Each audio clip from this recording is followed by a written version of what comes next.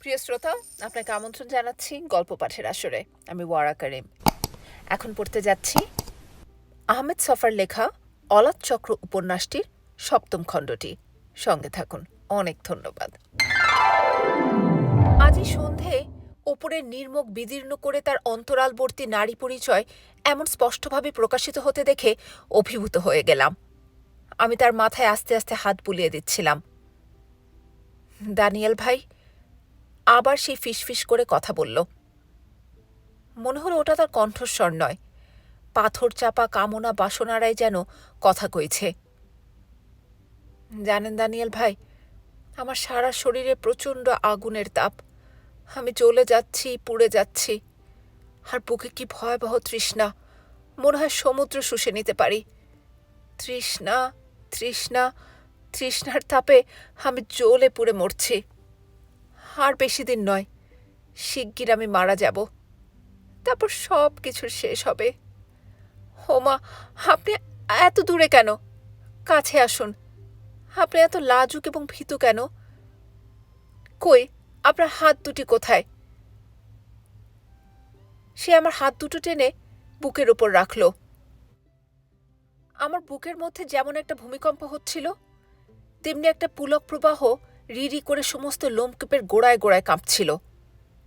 এই নারী, হ্যাঁ, এতকাল যাকে মনে করে আসছি ধরা ছোঁয়ার বাইরে, সমস্ত জ্ঞান বুদ্ধির অতীত, কত সহজে আমার কাছে নিজেকে উন্মোচন করেছে।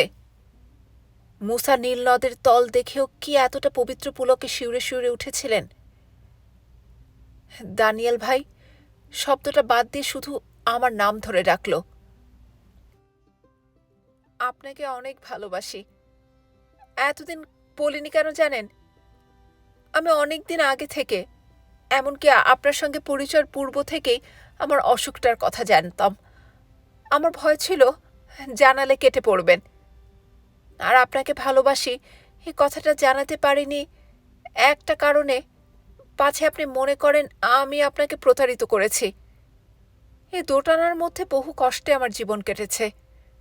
আজকে আমার কোনো দ্বিধা, কোনো সংশয় নেই। দুনিয়া শুদ্ধ মানুষের সামনে বলতে পারি আমি আপনাকে ভালোবাসি। আজ আমার কোনো ভয়, কোনো ডর নেই। আমার ভেতর বাইরে এক হয়ে গেছে। আজ কোনো দ্বিধা, কোনো সংশয় নেই। আহ, আপনাকে আমি দেখতে পারছি নে। ওইখানে যেয়ে একটু আলোর কাছে বসুন, ভালো করে দেখি। আমি আলোর কাছে সরে বসলাম। চুলে পাক ধরতে আরম্ভ করেছে। মনে আছে যেদিন প্রথম আমাদের গ্যান্ডারিয়ার বাড়িতে গিয়েছিলেন, গায়ে একটা ধপধপে সাদা পাঞ্জাবি ছিল, বুকের কাছটিতে রং লেগে লাল হয়ে গিয়েছিল। মনে হয় গতকাল এ ঘটনা ঘটে গেছে। জুতো মচমচিয়ে ডাক্তার মাইতি কেবিনে প্রবেশ করলেন। আমাকে দেখতে পেয়ে হাত বাড়িয়ে দিয়ে বললেন, আরে দানিয়েল সাহেব যে, আসুন আপনার সঙ্গে হ্যান্ডশেক করি। আমিও হাত বাড়িয়ে দিলাম। করমর্দনের পালা শেষ হলে ডাক্তার মাইতি বললেন, এবার দানিয়েল সাহেব আপনাকে কিন্তু একটা কৈফিয়ত দিতে হবে। আমি বললাম, কিসের কৈফিয়ত ডাক্তার মাইতি? আপনার তো অজানা থাকার কথা নয়, হাসপাতালে 6টার পরে কাউকে থাকতে দেয়া হয় না। এখন বাজে 8:30। মাইতিদা, উনি চলে যেতে চেয়েছিলেন, আমি একরকম জোর করেই রেখে দিয়েছি, জবাব দিল তায়েবা। ভালো করনি। এখানকার একটা ডিসিপ্লিন আছে, সেটা যদি জোর করে ভেঙে ফেলো, আমরা টলারেট করব কেন? তায়েবা ডাক্তার মাইতির কথায় কোনো জবাব না দিয়ে বলল, ঠিক আছে দানিয়েল ভাই, চলে যান। আমিও চলে আসার জন্য পা বাড়িয়েছিলাম, এমনি সময় ডাক্তার মাইতি তায়েবার দুটো হাত ধরে হো হো করে হেসে উঠলেন। দিদি, তোমার আচ্ছা রাখতো, এটা যে হাসপাতাল বাড়ি নয়, সে কথা তোমাকে কেমন করে বোঝায়? ঠিক আছে দানিয়েল সাহেব, আর 10 মিনিট বসুন। বিছানার একপাশে বসলাম। দানিয়েল সাহেব কেমন আছেন? আমি বললাম, ভালো। সে রাতের পর আপনার সঙ্গে আর দেখা হয়নি। মাঝে মধ্যে সময় হলে গরিবের দরজা একটু টোকা দেবেন। সে রাতের পর থেকে কেন জানি নে, আমি ডাক্তার মাইতির মুখের দিকে তাকাতে পারিনি। কেমন ভয় ভয় করে। তায়েবা বলল, কালকে আসবেন? আমি বললাম, হ্যাঁ, আমাকে হাসপাতাল থেকে চলে আসতে হলো। সেদিনটি ছিল আগস্ট মাসের 14 তারিখ। চারদিকে ভারতের স্বাধীনতা দিবস পালনের তোড়জোড় চলছে। ঢাকা রেডিও ধরেছিলাম, গোটা বাংলাদেশে আজ পাকিস্তানের স্বাধীনতা দিবস উদযাপিত হচ্ছে। ইয়াহিয়া খানের কণ্ঠস্বর শুনলাম, জঙ্গিলাট পাকিস্তানের দু অংশের ঐক্য কেয়ামতের দিন পর্যন্ত অটুট থাকবে এই ব্যাপারে দৃঢ় আশাবাদ প্রকাশ করে ঘোষণা করছেন, কোনো দুশ্মন পাকিস্তানের 1 ইঞ্চি মাটি একজন পাকিস্তানি বেঁচে থাকতেও দখল করতে পারবে না। পাকিস্তান পায়েন্দাবাদ শব্দটি উচ্চারণ করে ইয়াহিয়া খান তার উর্দু বক্তৃতা শেষ করলেন। পরপর ইংরেজি এবং বাংলায় তার বক্তৃতা অনুবাদ করে শোনানো হলো। ইয়াহিয়া খানের বক্তৃতার পর ঢাকা বিশ্ববিদ্যালয়ের একজন অধ্যাপক পাকিস্তানকে সমর্থন করে এমন জ্বালাময়ী ভাষায় বক্তৃতা দিলেন, শুনে আমার শিরার সমস্ত রক্ত চট করে মাথায় এসে জমা হলো। এই ভদ্রলোকটির কাছ থেকে আমরা দেশপ্রেমের প্রথম পাঠ গ্রহণ করেছিলাম। হয়তো অধ্যাপক শখ করে পাকিস্তানকে সমর্থন করার জন্য রেডিওতে বক্তৃতা দিতে আসেনি। সৈন্যরা বন্দুক দেখিয়ে বাড়ি থেকে টেনে বের করে রেডিওর মাইক্রোফোনের সামনে দাঁড় করিয়ে দিয়েছে। তবু আমার ভীষণ খারাপ লাগতে আরম্ভ করল। আগস্ট মাসের এই সকালটি অত্যন্ত সুন্দর। শিশু সূর্যের প্রাণপূর্ণ উত্তাপে প্রাসাদ নগরী কলকাতা যেন ভেতর থেকে জেগে উঠেছিল। মনটা অকারণে খুশিতে ছেয়ে গিয়েছিল। ঢাকা রেডিও শুনে সবকিছু অশ্লীল মনে হতে লাগলো। বন্ধ করে দিলাম। এই কান্তিমান দিনের সমস্ত আলো, উত্তাপ, প্রতিশ্রুতি আমার কাছে একেবারে অর্থহীন হয়ে দাঁড়ালো। আজ পাকিস্তানের স্বাধীনতা দিবস, আগামীকাল ভারতের স্বাধীনতা দিবস, আর আমরাও একটি স্বাধীনতা সংগ্রাম করে যাচ্ছি। আকাশে বাতাসে সর্বত্র শাড়ির আঁচলের মতো স্বাধীনতা যেন দুলে দুলে খেলা করছে। হায় রে স্বাধীনতা! আমার মনে কৃষ্ণবর্ণ পুষ্পের মতো একটা বিশ্রী অনুভূতির জন্ম হচ্ছিল। বিমর্ষতাটা আরও বেড়ে গেল। ঘরের বন্ধুদের কারো কাছে এই অনুভূতি আমি প্রকাশ করতে পারছি নে, এমনকি নরেশ দাকেও না। কথা বলতে ইচ্ছে করছিল না। কণ্ঠনালী দিয়ে একটার পর একটা তেতু ঢেকুর যেন উঠে আসতে চাইছিল। সকালে নাস্তা খাওয়া হয়নি। ঠিক আছে, এই বেলা কিছু খাবো না। রুমে একটা তুমুল বিতর্ক চলছে। ইন্দিরা গান্ধী বাংলাদেশের ব্যাপারে সিরিয়াস কোনো পদক্ষেপ নেবেন না, ইত্যাদি ইত্যাদি। শ্রীমতী গান্ধী যা ইচ্ছে করুন। আমি প্যান্ট শার্ট পরে কাউকে কিছু না বলে বেরিয়ে এলাম। কিন্তু গেটের কাছে এসে চিন্তা করলাম, কোথায় যাওয়া যায়। সত্যি সত্যি কলকাতা শহরে যাওয়ার মতো জায়গা খুবই অল্প আছে। হঠাৎ করে মনে পড়ে গেল, অ্যান্টনি বাগান লেনে মজহারুল ইসলামের বাড়িতে গেলে মন্দ হয় না। সকালের নাস্তাটা ওখানে খেয়ে নেওয়া যাবে। আর ইসলামের কাজকর্মের একটু ফাঁক থাকলে তাকে নিয়ে অর্চনার ফ্রান্স থেকে আগত দাদার কাছে গিয়ে আলাপ করা যাবে। আমি যখন অ্যান্টনি বাগানে এসে পৌঁছলাম, দেখি ইসলামেরা সবেমাত্র নাস্তার টেবিলের চারপাশে এসে বসেছে। এখনও কেউ খেতে আরম্ভ করেনি। আমাকে দেখে ইসলাম হাসতে হাসতে বললেন, আরে মশাই, আপনার উৎপাতে সকালবেলাটাও দেখছি নিরাপদে কাটানো যাবে না। বলেন, কোন মহাপ্রয়োজনে এই সাত সকালে বাড়িতে এসেছেন? আমি বললাম, কাজ না থাকলে কি আর আসি? আপনারা বাংলাদেশের মানুষেরা বেশ আছেন। গোটা কলকাতা শহরে এক একজন ধর্মের ষাঁড়ের মতো ঘুরে বেড়াচ্ছেন। এক এক মহাপুরুষের সুকীর্তির কাহিনী শুনতে শুনতে কানে পছন্দ ধরে গেছে। আপনারা তো ইন্দিরা সরকারের অতিথি হিসাবে দিব্যি আছেন। এদিকে ইন্দিরা যে আমাদের কোন হাল করেছেন সেটার খোঁজ খবর কিছু রাখেন? গতকাল এই পাড়ায় আমাদের পার্টির যত কর্মী ছিল সবাইকে অ্যারেস্ট করে নিয়ে গেছে। আমি বাসায় ছিলাম না, তাই আপনার সঙ্গে দেখা হলো। মজহারুল ইসলাম সিপিআইএম এর ডেডিকেটেড ওয়ার্কার। এখন পশ্চিমবঙ্গে সিদ্ধার্থ শঙ্করের কংগ্রেস সরকারের সমস্ত রোষ সিপিআইএম এর বিরুদ্ধে। কেননা জ্যোতি বসু এবং প্রমোদ দাশগুপ্তের নেতৃত্বাধীন সিপিআইএমই হল কংগ্রেসের পয়লা নম্বরের দুশ্মন। প্রতিদিন কর্মীরা দলে দলে গ্রেপ্তার হচ্ছে। কেউ নিজের বাড়িতে থাকতে পারছে না। মজবুত ঘাঁটিগুলো একে একে কংগ্রেসের হাতে গিয়ে পড়ছে। বাইরে থেকে ঠিক বোঝার উপায় নেই, এখানেও কংগ্রেস সরকার একটি ত্রাসের রাজত্ব চালাচ্ছে। মজহার সুযোগ পেলে আমাদের খোঁচা দিতে ছাড়েন না। তার অভিযোগটি মর্মবস্তু অনেকটা এরকম। শ্রীমতী ইন্দিরা গান্ধী কৌশলে ফাঁপিয়ে ফুলিয়ে বাংলাদেশ ইস্যুটি অস্বাভাবিক বড় করে জনমত সেদিকে আকর্ষণ করে রাখতে চাইছেন। আর সেই সুযোগটি পুরোপুরি নিয়ে বিরোধী দলের অস্তিত্ব একেবারে নিশ্চিহ্ন করে ফেলার জন্য অবিরাম হামলা করে চলেছেন শ্রীমতী। তিনি এবং তার মতো অনেকে মনে করেন আমরা এখানে এসে শ্রীমতী গান্ধীর হাতে একটি মারাত্মক অস্ত্র তুলে দিয়েছি।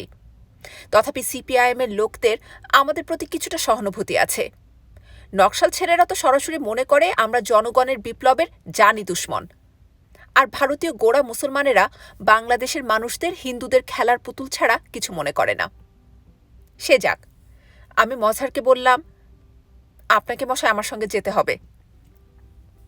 মজহার প্রথমে যেতে চাননি, এ কাজ সে কাজের অছিলা করে পিছিয়ে যেতে চেষ্টা করছিলেন। আমি যখন চাপাচাপি করতে থাকলাম, শেষ পর্যন্ত রাজি না হয়ে উপায় রইল না। নাস্তা করার পর দুজনে বেরিয়ে পড়লাম। আমি ভাবলাম গড়িয়াহাটা অবধি বাসে যাব, কিন্তু মজহার রাজি হলেন না। তিনি বললেন, মশাই এখন ট্রামে যাওয়া চলবে না, গত রাতে পাড়া থেকে আমাদের পার্টির সমস্ত ওয়ার্কারকে তুলে নিয়ে গেছে। আপনার স্বাদ হয়েছে আমার কিছু পয়সা খরচ করাবেন, তার কি করা যাবে, অপেক্ষা করুন ট্যাক্সি আসুক। ট্যাক্সি এলে দুজনে উঠে বসলাম। ডান দিকে বেরিয়ে শিয়ালদার মোড়ে এসে যানজটের মধ্যে আটকে গেল ট্যাক্সি। মজহার বললেন, আপনি মশাই মানুষটাই অপয়া, দিন একখান চারমিনার, আর তো কিছু করার নেই, বসে বসে ধোঁয়া ছাড়ি। আমি সিগারেট বের করে দিলাম। তিনি দেয়ালে সাঁটা একটা পোস্টারের দিকে আমার দৃষ্টি আকর্ষণ করে বললেন, দেখুন ইন্দিরা গান্ধীকে কেমন চিতা বাঘিনের মতো দেখাচ্ছে না? আমার কিন্তু তেমন মনে হলো না। ইন্দিরা গান্ধীকে ইন্দিরা গান্ধীর মতোই মনে হচ্ছিল। বোধহয় চিতা পাখিনীর ছাপটি মজহারের মনে আছে। তাকে তুষ্ট করার জন্য বললাম, তা দেখাচ্ছে বটে, আপনাদের পোস্টার? তিনি মাথা নেড়ে বললেন, হ্যাঁ। ছবিটা কে এঁকেছেন জানেন? তিনি বললেন, ছবিটা হলো গিয়ে দেবব্রত দাশগুপ্তের। বাঁ দিক থেকে তাকিয়ে দেখুন, একেবারে অবিকল চিতাবাঘিনী। তাকিয়ে দেখার পর আমারও কেমন চিতাবাঘিনী বলে মনে হলো। এই সময় যানজট হালকা হয়ে এলো। গোল পার্কে এসে ট্যাক্সি থেকে নামলাম দুজন। দরজায় বেল টিপতেই অর্চনা এসে নিজে দৌড় খুলে দিল। অর্চনা স্নান করেছে, পিঠের ওপর আধ ভেজা চুলের বোঝা ছড়িয়ে আছে। তাকে খুব সুন্দর দেখাচ্ছে। চশমা না পড়লে তাকে সত্যি সত্যি সুন্দর দেখা যায়। মজহারকে সামনে ঠেলে দিয়ে বললাম, তোমার প্যারিস ফেরত দাদার সঙ্গে পরিচয় করিয়ে দেবার জন্য এক বন্ধুকে ধরে নিয়ে এসেছি। অর্চনা মাথা নিচু করে আদাব জানিয়ে জিজ্ঞেস করল, আপনি বাংলাদেশ থেকে এসেছেন? মজহার বললেন, না, আমার বাড়ি মুর্শিদাবাদ জেলায়, তবে দুপুরুষ ধরে কলকাতায় স্থায়ীভাবে বসবাস করছি এবং কলেজ স্ট্রিট মার্কেটে একখানা প্রকাশনা প্রতিষ্ঠান চালাই। আপনারা বসুন, আমি চা দেই, প্রমোদদা ততক্ষণে এসে পড়বেন। আমি জানতে চাইলাম, তিনি কি এখন বাড়িতে নেই? অর্চনা বলল, খুব সকালবেলা উঠে তিনি একাকী বেরিয়ে পড়েন, ঘুরে ঘুরে পুরনো আড্ডার জায়গাগুলো দেখেন। রোদটা তেতে উঠলেই চলে আসেন বাসায়। আসার সময় প্রায় হয়ে গেল। চায় মুখ দিয়েছি, এমন সময় বাড়ির সামনে ট্যাক্সি থামার শব্দ শোনা গেল। অর্চনা উঠে দাঁড়িয়ে দরজা খুলতে খুলতে বলল, ওই বুঝি দাদা এলেন। লম্বা চওড়া ফর্সা সুন্দর চেহারার এক ভদ্রলোক ঘরে প্রবেশ করলেন। দেখতে ঠিক বাঙালি বলে মনে হলো না। এখন বেলা অধিক হয়নি, তবু ভদ্রলোকের সারা শরীর ঘামে একরকম ভিজে গেছে। অর্চনা তাড়াতাড়ি একটা তোয়াল এনে দিল এবং ফ্যানটা অন করে স্পিড বাড়িয়ে দিয়ে জিজ্ঞেস করল, দাদা, আপনার প্রাতকালীন তীর্থ দর্শন আর কতদিন চলবে? সারা জীবন দেখলেও মনে হচ্ছে শেষ হবে না। ভদ্রলোকে অনভ্যস্ত জিহ্বায় বাংলা ভাষাটা ঠিকমতো আসতে চায় না। হঠাৎ করে বয়স্ক মানুষের মুখে শিশুর মতো বাংলা ভাষা শুনলে কানটা আচমকা খুব খুশি হয়ে ওঠে। তিনি বললেন, বিদেশে কলকাতা শহরের অনেক অপবাদ শুনেছি। কলকাতা নোংরা, ঘিঞ্জি এবং দুর্গন্ধময়, এইসব আর কি। ঘুরে ঘুরে দেখতে কিন্তু আমার বেশ লাগে। শিয়ালদার মোড়ে নোংরা জঞ্জাল আর আবর্জনার স্তূপ দেখে অর্চনা আমার কি মনে হলো জানিস? যেন নতুন করে আবার জন্মাচ্ছি। কি জানি দাদা, আপনি দার্শনিক মানুষ, আপনার দেখার ধরনটাই আলাদা। আমরা কিন্তু নোংরা আবর্জনাকে আবর্জনাই দেখি। প্রমোদবাবু হেসে উঠলেন হো হো করে। এসবের সঙ্গে আমার কি সম্পর্ক তোকে আমি বুঝিয়ে বলতে পারবো না। কতদিন পর আবার কলকাতা দেখছি। নিজের মাটি, নিজের মানুষ কি জিনিস যদি বুঝতে চাস, একটানা কয়েক বছর দেশের বাইরে কাটিয়ে আয়, তারপর বুঝতে পারবি। এই মাটি মানুষ ছেড়ে বিদেশে তো আপনি একটানা দুযুগের অধিক সময় কাটিয়ে দিলেন। তিনি বললেন, মাঝে মাঝে আমি নিজেও অবাক হয়ে ভাবি, এতটা সময় কি করে কাটিয়ে দিলাম। কোনো কোনো সন্ধেবেলা অথবা রাতে ঘুম ভেঙে গেলে ভাবতাম, আর না, ঢের হয়েছে, এবার এসব ছেড়ে ছুড়ে দেশে ফিরে গিয়ে ছোটনাগপুরের ওইদিকে একটা কুটির তৈরি করে বাকি জীবনটা কাটিয়ে দেব। কিন্তু আর হলো কই, দেশে আসতে চাইলেও আসতে দিচ্ছে কে? আমি ফ্রেঞ্চ সিটিজেন হয়ে গেছি। তাছাড়া তোমার বৌদি আছে, ছেলেমেয়েরা আছে, তারা সকলে ও দেশটার জীবনধারায় অভ্যস্ত। সব কটাকে এখানে নিয়ে এলে ডাঙার মাছের মতো অবস্থা হবে। তিনি একটা দীর্ঘশ্বাস ফেললেন। মানুষের সব স্বাদ কি পূর্ণ হয়? তবু ভাগ্য ভালো বলতে হবে। বাংলাদেশে ফ্রিডম ওয়ারটা শুরু হলো, আর নিজেকে আটকে রাখা গেল না, ছুটে চলে এলাম। অর্চনা বলল, অন্তত একটা স্বাদ তো আপনার মিটল। পুরনো দিনে কারোর সঙ্গে দেখা হলো? প্রমোদবাবু বললেন, দেখ, তোকে আসল খবরটাই বলা হয়নি। আমার সঙ্গে গেল পরশুদিন অনুকূলদার দেখা হয়েছে। তিনি পূর্বের মতো শক্ত সমর্থ আছেন, শুধু মাথার চুলটাতে একটু পাক ধরেছে। এ ধরনের চিরতরুণ মানুষকে দেখলে ঈর্ষা হয়। এখনও তিনি সমানে কাজ করে যাচ্ছেন। আমরা 16-18 বছর বয়সে যেভাবে তার কাছে ঝাঁক বেঁধে যেতাম, তেমনি এখনও তার ঘরে 16-18 বছর বয়সের ছেলেমেয়েরা ভিড় করে। তাদের চোখে স্বপ্ন, বুকে কিছু একটা করার দুরন্ত কামনা। এখনও তিনি ছেলেমেয়েদের নির্দেশ দিয়ে যাচ্ছেন। দেখলে বিস্ময়ে অবাক হয়ে যেতে হয়। জানিস অর্চনা, অনুকূলদা পুরনো বিপ্লবীদের জড়ো করে বেঙ্গল ন্যাশনাল ভলান্টিয়ার্স পার্টি করেছেন। তার দলের ছেলেরা কলকাতা শহরের সব জায়গায় বড় বড় করে লিখেছে, 2 বাংলার চেকপোস্ট উড়িয়ে দাও। দেখে প্রাণটা জুড়িয়ে গেল। অনুকূল দাদাদের বিএনপিপি ফান্ডে $300 ডোনেট করলাম। প্রমোদবাবুর কথা শেষ হবার সঙ্গে সঙ্গে অর্চনা ঝঙ্কার দিয়ে উঠল।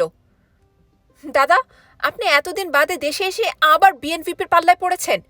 ছি, কি কেলেঙ্কারির কথা! কেন? বিএনপিপি কি দোষটা করল? ওরা ভাঙা বাংলাকে আবার জোড়া লাগাতে বলছে। এ কি চারটিখানি কথা? জানো, এই বাংলা বিভাগ সহ্য করতে না পেরে 1947-এ দেশ ছেড়ে চলে গিয়েছিলাম। অর্চনা বলল, আপনি যেন একটা কি দাদা? এই বিএনপিপির মতো প্রতিক্রিয়াশীল দল গোটা পশ্চিম বাংলার একটিও নেই। আপনি চেনেন না বটে, ওদের আমরা হাড়ে হাড়ে চিনি। হিন্দু সাম্প্রদায়িকতার এমন চমৎকার ডিপর একটাও খুঁজে পাবেন না। আপনি গিয়ে তাদের খপ্পরে পড়লেন। একদিক দিয়ে হিসাব করলে আপনি বিশেষ ভুল করেননি। মানুষের বাচ্চা বয়সে চোট লাগলে বুড়ো বয়সে সেটা আবার চারা দিয়ে ওঠে। আপনার কৈশোর এবং যৌবনকাল কেটেছে অনুশীলন দলের বিপ্লবীদের সংস্পর্শে। মাঝখানে 25-30 বছরের মতো বিদেশ কাটিয়েছেন, কিন্তু আপনার মন ওই জায়গাটিতেই এখন আটকে রয়েছে। মাঝখানে দুটি যুগ অতিবাহিত হয়ে গেছে। সমাজে কত পরিবর্তন ঘটে গেছে, রাজনীতির ধরন ধারণ কত পাল্টে গেছে। আপনার অগ্নিযুগের বিপ্লবীদের স্মৃতি এখন অতীত যুগের দীর্ঘশ্বাস ছাড়া আর কিছু নয়। অর্চনা অধিক কথা না বাড়িয়ে বলল, যাকগে, আপনার সঙ্গে পরিচয় করিয়ে দেওয়ার জন্য আমার এক বাংলাদেশের বন্ধুকে ডেকে এনেছি। ওর নাম দানিয়েল। আপনাকে ঢাকার সমস্ত খবরাখবর বলতে পারবে। প্রমোদবাবু নমস্কারের ভঙ্গিতে জোড়হাত করলেন। তারপর জিজ্ঞেস করলেন, আপনি ঢাকায় থাকেন? আমি বললাম, হ্যাঁ। তিনি বললেন, উয়ারি চিনেন? বললাম, ঢাকায় থাকি, উয়ারি চিনব না কেন? আচ্ছা, আপনি জানেন উয়ারিতে একটা র্যাঙ্কিন স্ট্রিট আছে? আমাকে বলতে হলো, হ্যাঁ, উয়ারিতে একটা র্যাঙ্কিন স্ট্রিট আছে। ওই র্যাঙ্কিন স্ট্রিটের 32 নম্বর বাড়িতে ছোটবেলায় আমি থেকেছি। জিজ্ঞেস করলাম, ওটা কি আপনাদের বাড়ি ছিল? জবাবে প্রমোদবাবু বললেন, ঠিক আমাদের বাড়ি নয়, আমি জন্মেছি গ্রামে। ঢাকা শহর থেকে খুব বেশি দূরে নয়, বুড়িগঙ্গার দক্ষিণ পাড়ে সুভাড্ডায়। র্যাঙ্কিন স্ট্রিটের বাড়িটি ছিল আমার দাদামশাই রায়বাহাদুর নলিনাক্ষ চৌধুরীর। তিনি ছিলেন দুধে জমিদার, অসাধারণ প্রতাপশালী মানুষ। আপনি কি কখনো রায়বাহাদুর নলিনাক্ষ চৌধুরীর নাম শুনেছেন? আমাকে বলতেই হলো, এরকম কোনো নাম শুনেছি বলে মনে পড়ে না। তিনি একটুখানি নিরাশ হলেন মনে হলো। তারপর জানতে চাইলেন, আচ্ছা, র্যাঙ্কিন স্ট্রিটের 32 নম্বর বাড়িটি আপনি দেখেছেন? আমি বললাম, র্যাঙ্কিন স্ট্রিটটি চিনি বটে, কিন্তু কোন বাড়িটির কথা বলছেন ঠিক বুঝে উঠতে পারছি না। প্রমোদবাবু বললেন, বাড়িটি দোতলা, সামনে একটা লোহার গেট, গেটের কাছে একটি বেল গাছ, বাড়ির পেছন দিকে এক সার নারকেল গাছ। এবার চিনতে পারলেন? এত বিশদ করে বলার পরও বাড়িটি আমার চেনার বাইরে থেকে গেল। ভদ্রতার খাতিরে বলতে হলো, আমি থাকি র্যাঙ্কিন স্ট্রিট থেকে অনেক দূরে, সে কারণে বাড়িটির সঙ্গে পরিচয় ঘটে উঠতে পারেনি। ভদ্রলোক একটু দমে গেলেন। পকেট থেকে একটা সিগারেট ধরিয়ে তিনি ফের জানতে চাইলেন, আপনি কি ফরাসগঞ্জের সত্যানন্দ সিংহের নাম শুনেছেন? এক সময়ে যিনি ঢাকার অনুশীলন সমিতির সর্বেসর্বা ছিলেন। এবারেও আমাকে অজ্ঞতা প্রকাশ করতে হলো। প্রমোদবাবু সিগারেটের ছাই ছেড়ে কপালের ঘাম মুছে নিয়ে বললেন, একটা খুব আশ্চর্যের ব্যাপার। আপনি ঢাকায় থাকেন অথচ সত্যানন্দ সিংহের নাম শোনেননি। আমাদের সময়ে সত্যানন্দ সিংহকে সকলে এক ডাকে চিনত। ব্রিটিশ সরকার তার মাথার জন্য 10,000 টাকা পুরস্কার ঘোষণা করেছিলেন। আপনারা মুক্তিযুদ্ধ করছেন অথচ অগ্নিযুগের বিপ্লবীদের নাম পর্যন্ত জানেন না, এটা কেমন করে হয়? আমি মনে মনে রেগে গেলাম, কিন্তু বাইরে সেটা প্রকাশ করলাম না। বললাম, আমাদের মুক্তিযুদ্ধের সঙ্গে অগ্নিযুগের বিপ্লবীদের নাম জানার কোনো সম্পর্ক আছে কি? তিনি বললেন, বারে সম্পর্ক থাকবে না কেন? সব ব্যাপারে একটা ধারাবাহিকতা থাকা তো প্রয়োজন। উত্তরে কি বলবো বুঝতে পারলাম না। অর্চনা এই অবস্থা থেকে উদ্ধার করল। সে প্রমোদবাবুকে জিজ্ঞেস করল, আচ্ছা দাদা, বলুন দেখি আপনি দেশ ছেড়েছেন কতদিন হয়? প্রমোদবাবু মাথা চুলকে বললেন, তা হবে 27-28 বছর। অর্চনা ফের জানতে চাইল, অগ্নিযুগের যে সকল বিপ্লবীকে চিনতেন দেশ ছাড়ার সময়ে সকলের সঙ্গে আপনার যোগাযোগ ছিল? প্রমোদবাবু বললেন, তা ছিল না। কে কোথায় ছিটকে পড়েছিলেন তার কি কোনো ঠিক ঠিকানা আছে? কেবল অনুকূলতার সঙ্গে সম্পর্কটা ছিল। আপনি প্রায় 30 বছর পূর্বে যোগাযোগ রাখতে পারেননি। এই বেচারা যদি আপনার চেনা জানা মানুষটি চিনতে না পারে তাহলে কি খুব অন্যায় হবে? মধ্যিখানে কত কিছু ঘটে গেল। দেশ বিভক্ত হলো, জন্ম নিল হিন্দুস্তান, পাকিস্তান, আবার সেই পাকিস্তানও এখন ভেঙে যেতে লেগেছে। আপনার দশা হয়েছে রিপ ভ্যান উইঙ্কেলের মতো। আপনি যে ঢাকার কথা বলছেন সে হলো আপনার স্মৃতি এবং স্বপ্নের ঢাকা। এখনকার ঢাকা পুরোপুরি পাল্টে গেছে। শুনেছি রাস্তাগুলো প্রশস্ত এবং সোজা। লেখাপড়া, শিক্ষা, সংস্কৃতিতে ঢাকা এখন অনেক এগিয়ে গেছে। কোনো কোনো দিক দিয়ে কলকাতাকেও ছাড়িয়ে গেছে। হঠাৎ প্রমোদবাবু আমার চোখে চোখ রেখে জিজ্ঞেস করলেন, আচ্ছা, এখনো কি ঢাকা শহরে পঙ্খিরাজ গাড়ি আছে? কথা শুনে আমার হাসি পাওয়ার দশা। বললাম, এখন কি আর পঙ্খিরাজের যুগ আছে? আমার কথায় তিনি বোধ করে খানিকটা আহত হলেন।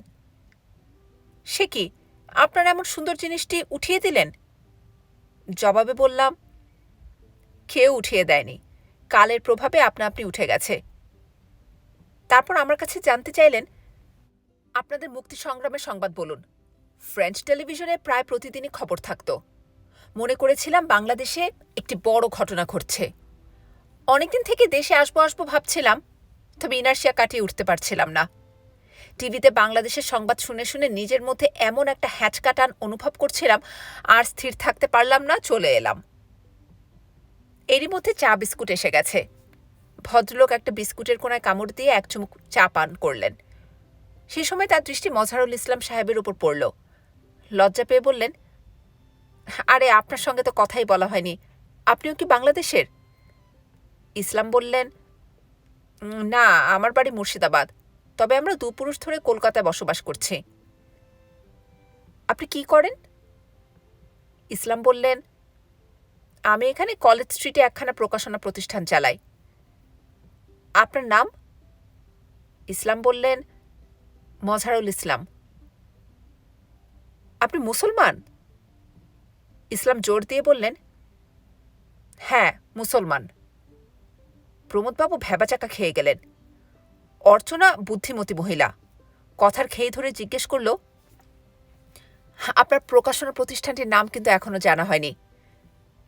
ইসলাম বললেন, নবজাগৃতি। কেমন চলছে আপনার ব্যবসা? অর্চনার কৌতূহল মেটাবার জন্য বললেন, বর্তমানে ব্যবসার অবস্থা বিশেষ ভালো নয়। আমরা তো মার্কসিস্ট বইপত্র ছেপে থাকি। শ্রীমতী গান্ধীর সরকার বর্তমানে মার্কসিস্ট সবকিছুর উপর অত্যন্ত খাপ্পা হয়ে আছেন। কোনো কোনো সপ্তাহে দোকান খোলাও অসম্ভব হয়ে পড়ে। আমার তো আবার ডাবল রিস্ক, নামে মুসলমান, তার উপর মার্কসীয় বইপত্রের প্রকাশক। অর্চনা সোজা হয়ে বসেছিল, খানিকটা ঝুঁকে পড়ে চায়ের পেয়ালাটা তুলে নিল। তার চোখে মুখে সহানুভূতি মিশ্রিত লজ্জার ছায়া ঘনিয়ে এসেছে। আপনি মুসলিম বলে ব্যবসাপত্র করতে কি অসুবিধা হয়? ইসলাম বললেন, সবসময় নয়, মাঝে মাঝে বেশ বিপদে পড়তে হয়। এই দেখুন না, আমার দোকানটা ছিল পূরবী সিনেমার কাছে। গেল রায়টের সময় গোটা দোকানটাই জ্বালিয়ে দেয়া হয়, একটি পৃষ্ঠাও বাঁচাতে পারিনি। শুনে সহসা অর্চনার মুখে কোনো কথা জোগালো না। কিছুক্ষণ চুপ করে থেকে বলল, এটা ভারী লজ্জা এবং দুঃখের। ভারতের নেতৃবৃন্দ যারা প্রকাশ্য জনসভায় বড় বড় কথা বলেন, তাদের গলায় দড়ি দিয়ে মরা উচিত। ইসলাম বললেন, আমাদের দেশে খারাপ মানুষের সংখ্যা নেহায়েতই মুষ্টিমেয়। তারা ক্ষমতাসীনদের সহায়তাতেই বিশৃঙ্খলা সৃষ্টি করে। গড়পড়তা সাধারণ মানুষ খুবই ভালো। এই ভালো মানুষেরা আছে বলেই তো এখনো টিকে আছি। আমি ধরে নিয়েছি ওটা একটা অ্যাক্সিডেন্ট, তাই আমার কোনো রকমের অনুযোগ বা নালিশ নেই। প্রমোদবাবু হাতের পেয়ালাটা নামিয়ে রেখে রুমাল বের করে কপালের ঘাম মুছলেন। তারপর বললেন, অর্চনা, বোধ করি তোর কথাই সত্যি। এরই মধ্যে এত সব পরিবর্তন হয়ে গেছে, আমি তার বিন্দু বিসর্গও জানি নে। আমার মন সে 47-48-এ থিতু হয়ে আছে। এখানে এসে দেখতে পাচ্ছি প্রচণ্ড রকমের ওলটপালট হয়ে গেছে। এই উপমহাদেশটি যাচ্ছে কোন দিকে? একবার দেশ ভাগ হয়ে হিন্দুস্তান পাকিস্তান হলো। বাংলাদেশের মুক্তিযুদ্ধ যদি সফল হয়, পাকিস্তান আবার খণ্ড হবে। মাঝে মাঝে অবাক হয়ে ভাবতে চেষ্টা করি, সব মিলিয়ে ব্যাপারটা কি দাঁড়াচ্ছে। গোটা ভারত উপমহাদেশে বাংলার স্থান কোথায়? ব্রিটিশ তাড়ানোর সংগ্রামে বাংলা দিয়েছে সবচাইতে বেশি, পেয়েছে সবচাইতে কম। বাঙালির ভাগ্য কি হবে বলতে পারেন? আমি চুপ করে রইলাম। অর্চনা বলল, দাদা, আমার ক্ষমতা থাকলে রাজনৈতিক কুষ্ঠি তৈরি করতাম।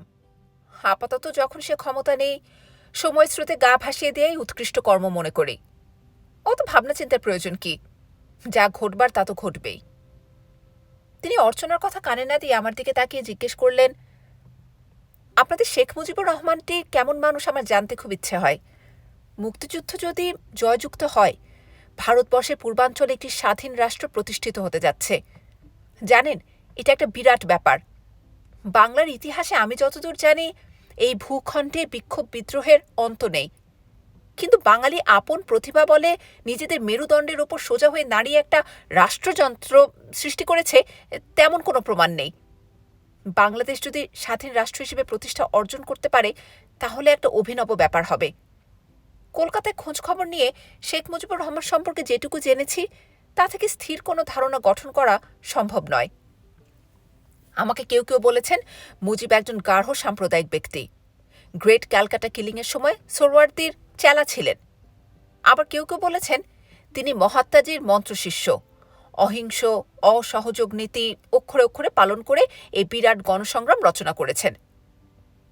2-4 জন কমিউনিস্ট বন্ধুর কাছে জিজ্ঞেস করে যা জেনেছি, তাতে সংশয়টা আরও বেড়ে গেল।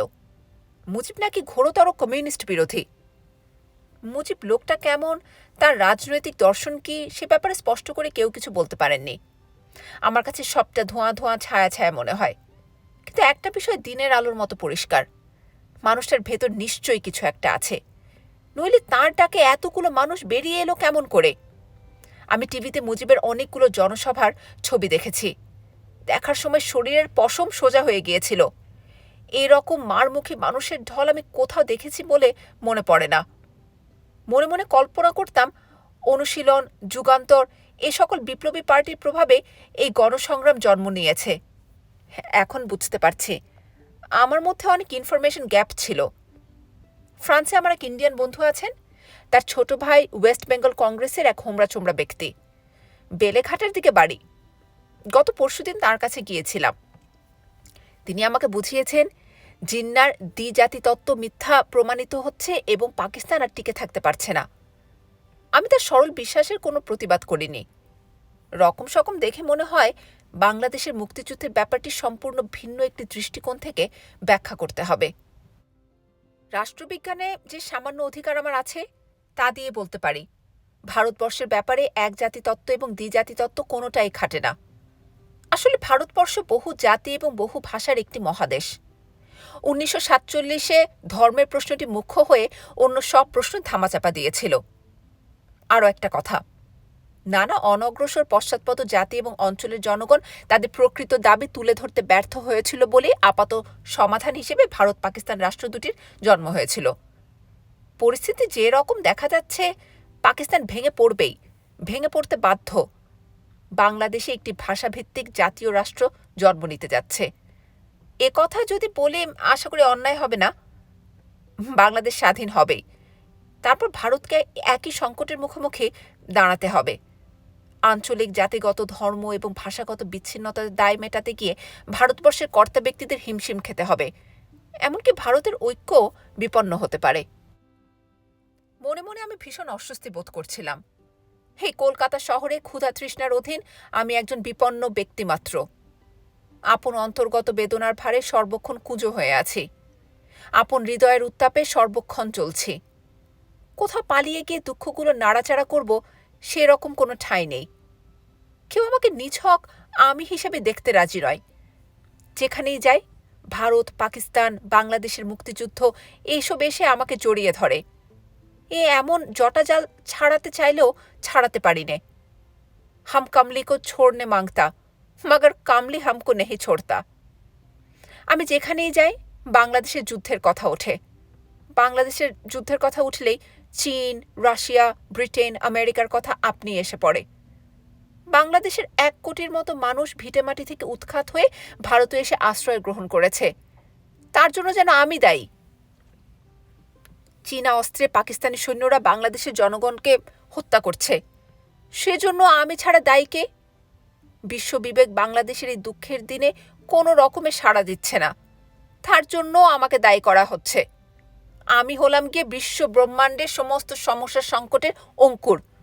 মাঝে মাঝে মনে হয় আমার যদি জন্ম না হতো। তাইবা হাসপাতালে পড়ে আছে, তার সাংঘাতিক ক্যান্সার। ডাক্তার বলছে সে বাঁচবে না। এই বেদনার ভার আমি কি করে হালকা করি? যতই চেষ্টা করি না কেন, আমার ভেতরের সঙ্গে বাইরের কিছুতেই মেলাতে পারি নে। পৃথিবী চলছে তার আপন নিয়মে। মাঝে মাঝে মুখ দিয়ে রক্ত আসতে চায়, কি করব স্থির করতে পারি নে। ঘটনার স্রোত আমার সমগ্র অস্তিত্বকে এমন একটা গহ্বরের মধ্যে ছুড়ে দিয়েছে, সারা জীবন চেষ্টা করলেও বোধ করি বেরিয়ে আসতে পারবো না। সময় তার জটাজাল প্রসারিত করে আমাকে আষ্ঠে পৃষ্ঠে বেঁধে ফেলেছে। এরই মধ্যে সুনীলদা বাজার সেরে এসে আলোচনায় যোগ দিয়েছেন। মজহার, সুনীলদা, অর্চনা, প্রমোদবাবু ওনারা কথা বলে যাচ্ছিলেন। আমার কিছু বলতে প্রবৃত্তি হচ্ছিল না। ইচ্ছে হচ্ছিল উঠে এক দৌড়ে কোথাও পালিয়ে যাই, কিন্তু যাব কোথায়? প্রায় অর্ধেক কলকাতা শহর ঘুরে একটুখানি সান্ত্বনার প্রত্যাশাই তো এ বাড়িতে এলাম। অর্চনার আজকে রকম সকম দেখে মনে মনে ভীষণ ব্যথিত হলাম। আমি জানি তাইবা মারা যাচ্ছে, কারো কিছু করার নেই, আমারও না, অর্চনারও না। তবু অর্চনা যখন আগ্রহী হয়ে তাইবার অসুখের কথা জিজ্ঞেস করে, আমাকে মিথ্যে আশ্বাসে আশ্বস্ত করে, আমি মনে মনে শান্তি পাই। আমি শান্তি পেলে কি তাইবা বাঁচবে? না, বাঁচবে না। সে মারা যাবে, তাকে মারা যেতেই হবে। মারা যাবার জন্যেই সে অতি কষ্টের সীমান্ত অতিক্রম করে কলকাতা শহরে এসেছে। আসলে সংকট আমার ভেতরে। তাইবাকে উপলক্ষ করে একটা আবরণ তৈরি করে নিজের কাছ থেকে পালিয়ে যাওয়ার চেষ্টা করছি। সুনীলদা এক পর্যায়ে সমস্ত আলোচনাটা তার সেই সুবিখ্যাত শান্তি থিওরির দিকে টেনে নিলেন। জানেন প্রমোদদা, ভেতরের টেনশনই হলো দুনিয়ার সমস্ত অশান্তির উৎস। যুদ্ধ, বিভীষিকা, মানুষে মানুষের সংঘাত, এসব হলো ভেতরের টেনশনের বাহ্যিক প্রকাশ মাত্র। এগুলো থেকে মুক্তি না পেলে পৃথিবীর অসুখ কখনো সারবে না, আর মানুষও কোনোদিন শান্তি পাবে না। ক্ষণিক ঘটনার দিকে না তাকিয়ে সমস্যার মূলটাই আমাদের দেখা উচিত। প্রমোদবাবু ফস করে জিজ্ঞেস করে বসলেন, কি রকম? এই যে ধরুন মানুষের রিপুগুলো আছে না, তারাই তো মানুষকে সংঘাতের শান্তিনাশা পথে টেনে নিয়ে যায়। সুতরাং মানুষের প্রথম লক্ষ্য হওয়া উচিত এসব রিপু থেকে মুক্ত হওয়া। প্রমোদবাবু বললেন, তার কোনো পথ আছে কি? আছে আছে প্রমোদদা। তাহলে তো মানুষ মানুষ থাকবে না, সব দেবতা হয়ে যাবে। প্রমোদদা, মানুষ তো আসলে দেবতাই। জ্ঞান দৃষ্টি দিয়ে জগৎকে বিচার করতে পারে না বলেই সে পশু হয়ে যায়। প্রমোদবাবু বললেন, সুনীল, তোমার কথাগুলো অত্যন্ত চমৎকার। আমি অনেক বছর ইউরোপে থেকেছি, সুতরাং আস্থা স্থাপন করতে পারবো না। অর্চনা ঝঙ্কার দিয়ে উঠল, দাদা তুমি প্রমোদদার সঙ্গে চুটিয়ে শান্তি চর্চা করতে থাকো, রান্না হওয়ার বেশ দেরি আছে। আমি দানিয়েলকে নিয়ে গেলাম, বেচারি কষ্ট পাচ্ছে।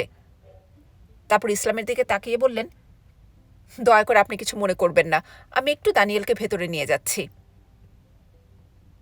অর্চনা আমাকে ভেতরের ঘরে বসিয়ে ফ্যানটা ছেড়ে দিল। তারপর জিজ্ঞেস করল, দানিয়েল তোমার খবর বলো, কোনো দুঃসংবাদ নেই তো? কেমন আছেন তাইবাদি? আমি বললাম, যেমন দেখেছিলে সেরকমই আছে। তা তোমার মুখ চোখ এমন শুকনো কেন? এ সময় তো তোমাকে শক্ত হতে হবে। আমি বললাম, শক্তই তো আছি, যতটুকু থাকা যায়। অর্চনা ভ্রুকুচকে বলল, তোমার চোখ মুখ কিন্তু ভিন্ন কথা বলছে। বললাম, চারদিক থেকে এমন একটা চাপ এসে আমার উপর পড়ছে, আমি সোজা হয়ে দাঁড়াতে পারছি নে। আমার পক্ষে কোথাও স্থির থাকা সম্ভব হচ্ছে না। অর্চনা আমার কাঁধে হাত দিয়ে কণ্ঠস্বরটা খুবই নিচে নামিয়ে অনেকটা ফিসফিস করে জিজ্ঞেস করল, দানিয়েল তুমি তাইবাদিকে খুবই ভালোবাসো, তাই না? তার কথার জবাব দিতে গিয়ে আমার মুখে কথা আটকে গেল। সহসা কোনো কিছু বলতে পারলাম না। অর্চনা আমার মানসিক অবস্থাটা আঁচ করে বলল, দানিয়েল তুমি বরং আরেক কাপ চা খাও এবং একটু শান্ত হয়ে বসো। আমি একটু ভেতর থেকে আসি, বড়জোর 10 মিনিট, তার বেশি নয়। শোভা মেয়েটি চা দিয়ে গেল। চায়ের কাপে চুমুক দিয়ে মনে হলো বাইরের গরম ভেতরের গরমকে অনেকখানি কাবু করে ফেলেছে। আমার ভাবাবেগ অনেকখানি প্রশমিত হয়ে এসেছে। আমি সমস্ত বিষয় অপেক্ষাকৃত ঠান্ডা মাথায় বিচার করতে পারছি। বাড়ির ঘরে টুকরো টুকরো আলাপ কানে আসছিল। ভারত, পাকিস্তান, বাংলাদেশ, হিন্দু, মুসলমান, চীন, রাশিয়া, আমেরিকা, বাঙালি, অবাঙালি, শেখ মুজিব, ভাসানী, ইন্দিরা গান্ধী, নকশাল, কংগ্রেস, সিপিএম, এই সকল বিষয়ে আলোচনায় বারবার ঘুরে ঘুরে আসছে। আমি যেখানেই যাই সেখানেই মাটি ফুঁড়ে একটি বিতর্ক জেগে ওঠে। আমার জন্মই যেন একটা মস্ত বিতর্কের বিষয়। আমি যদি জন্ম না নিতাম, এতগুলো মানুষ দেশ ছেড়ে ভারতে আসতো না, তা এবার অসুখ হতো না, যে সকল সংকট সমস্যা পৃথিবীর স্বাভাবিক জীবন প্রবাহের গতিরোধ করে দাঁড়িয়েছে তার কিছুই ঘটত না। দুনিয়াতে যেখানে যা কিছু ঘটছে তার জন্য যেন আমিই দায়ী। আমাকে নিন্দা করতে হয়, পক্ষ নিতে হয়। মনে হচ্ছে আমি দুনিয়া জোড়া প্রসারিত একটা শক্ত মাকড়সার জালের মধ্যে আটকা পড়ে গেছি। হাজার চেষ্টা করেও তার নাক পাশ ছিন্ন করতে আমি পারবো না। অর্চনা ভেতরের ঘর থেকে এসে জিজ্ঞেস করল, চা খেয়েছ? আমি মাথায় নেড়ে হ্যাঁ সূচক জবাব দিলাম। সে আমার দিকে কবার চোরা চোখে তাকালো। তারপর বলল, তাইবাদির অসুখটা খুব জটিল, খুব তাড়াতাড়ি সুস্থ হয়ে উঠবেন এমন তো মনে হয় না। তুমি কি মনে করো? জবাব দিলাম, তাইবার অসুখ থেকে কোনোদিনই সুস্থ হয়ে উঠবে না এবং এটাই তার শেষ অসুখ। সে আমি বিলক্ষণ জানি, তাইবা জানে এবং তার মা বোন আত্মীয় স্বজন সকলেই জানে। কোন দিনটিতে সে মারা যাবে সে সংবাদটি আমরা কেউ জানি নে। সেটাই হয়েছে চূড়ান্ত সমস্যার বিষয়। অর্চনা আমার চোখে চোখ রেখে বলল, দানিয়েল তুমি সময় বিশেষে ভয়ানক নিষ্ঠুর হয়ে উঠতে পারো। আমি বললাম, এর মধ্যে নিষ্ঠুরতার কি পেলে? যে কথাটি সকলে জানে, শুধু সংকোচবশে প্রকাশ করছে না, সে কথাটি আমি বলেছি। আচ্ছা দানিয়েল, তোমাকে একটা কথা জিজ্ঞেস করব? আমি বললাম, হ্যাঁ করো। ধরো যদি তাইবাদের কিছু একটা ঘটে যায়, তুমি কি খুব কষ্ট পাবে? এ কথা কেন জানতে চাইছো? তোমার আর তাইবাদের সম্পর্কটা ভারী অদ্ভুত।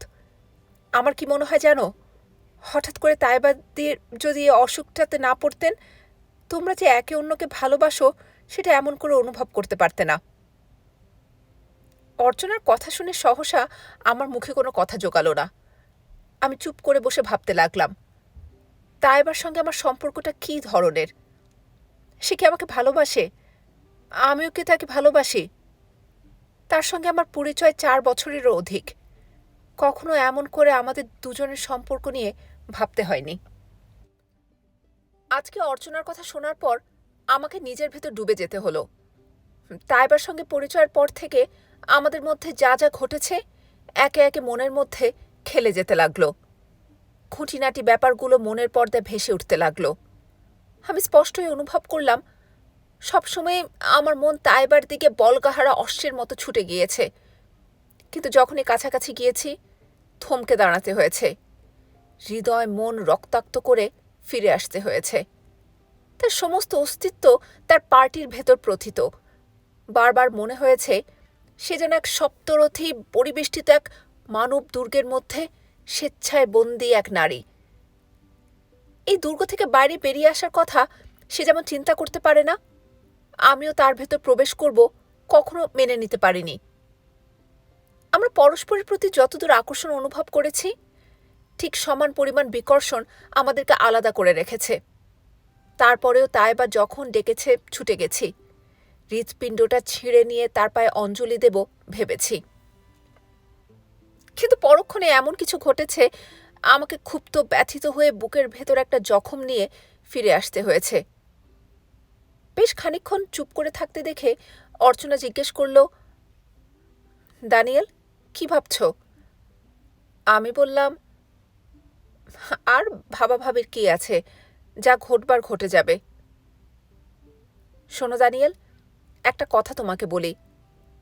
তাইবাদির হাসপাতালে তোমার আরও বেশি সময় থাকা উচিত। তুমি থাকলে উনি খুবই হাসি খুশি থাকেন।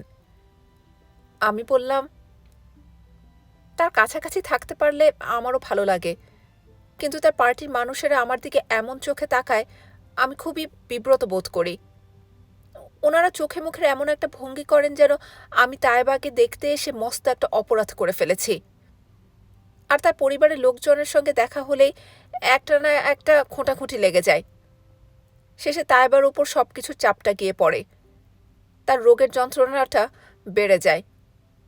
এটা এমন একটা জটিল এবং বিদঘুটে ব্যাপার, তোমাকে সবটা খুলে বোঝাতে পারবো না। অর্চনা বলল, কিছু কিছু বুঝতে পারি, তবু একটা কথা বলবো। তুমি ভয়ানক একরোখা এবং জেদি। নিজের দিকটা ছাড়া আর কিছু দেখো না। বিশেষ বিশেষ সময়ে মানুষকে নমনীয় হতে হয়। আমি বললাম, তুমি আমাকে আমি যা নই তা হতে বলছো, সে তো সম্ভব নয়। দূর দানিয়েল, আমি কি বলতে চাইছি তুমি কিছুই বুঝতে পারোনি। যাক, এখন তুমি কি করতে চাও সেটা বলো। আমি তোমার কাছে একটা বিশেষ অনুরোধ করব বলে এসেছি। অর্চনা বলল, বলে ফেলো। তাইবা তোমার খুব তারিফ করেছে। যে সমস্ত মানুষজন ওখানে আসে তার বেশিরভাগই তাকে একভাবে না একভাবে জখম না করে ছাড়ে না, অথচ সে কাউকে কিছু বলতে পারে না। সমস্ত পরিস্থিতিটাই এমন হয়ে দাঁড়িয়েছে যে কোথাও থেকে একটি সান্ত্বনার বাক্য শোনার সুযোগ নেই। তার যারা একেবারে কাছের মানুষ, তাদের দেখলে সে মনে মনে আতঙ্কিত হয়ে ওঠে। তুমি যদি একটু আধটু সময় করে হাসপাতালে যাও, এটা ওটা বলে তার মনটা একটু হালকা রাখতে চেষ্টা করো, তাহলে ব্যক্তিগতভাবে আমি খুবই কৃতজ্ঞ হই। অর্চনা বলল, দানিয়েল, তোমার বলার প্রয়োজন ছিল না। আমি তো এমনিতে তাইবাদিকে দেখতে যাচ্ছি প্রতিদিন। তাকে আমার ভীষণ ভালো লাগে। একেবারে খড়খড়ে মহিলা, কোথাও কোনো স্যাঁতসেঁতেপনা নেই। কিন্তু তুমি যে বললে আমি এটা ওটা বলে তার মনটা হালকা করতে পারবো, এটা বোধ করি সত্যি নয়। আমি জিজ্ঞেস করলাম, তুমি এ কথা বললে কেন? অর্চনা বলল, সব কথার কারণ জানতে চাও কেন? আমি আর কথা বাড়ালাম না। অর্চনা বলল, আজ দুপুরে আমাদের এখানে খেয়ে যাও। আমি বললাম, না অর্চনা, তা হয় না। আমাকে বাংলাদেশের ছেলেদের সঙ্গেই খেতে হবে। আর তাছাড়া ইসলাম সাহেব ততক্ষণ অপেক্ষা করতে রাজি হবেন না। ভদ্রলোককে আমি একরকম জোর করেই নিয়ে এসেছি।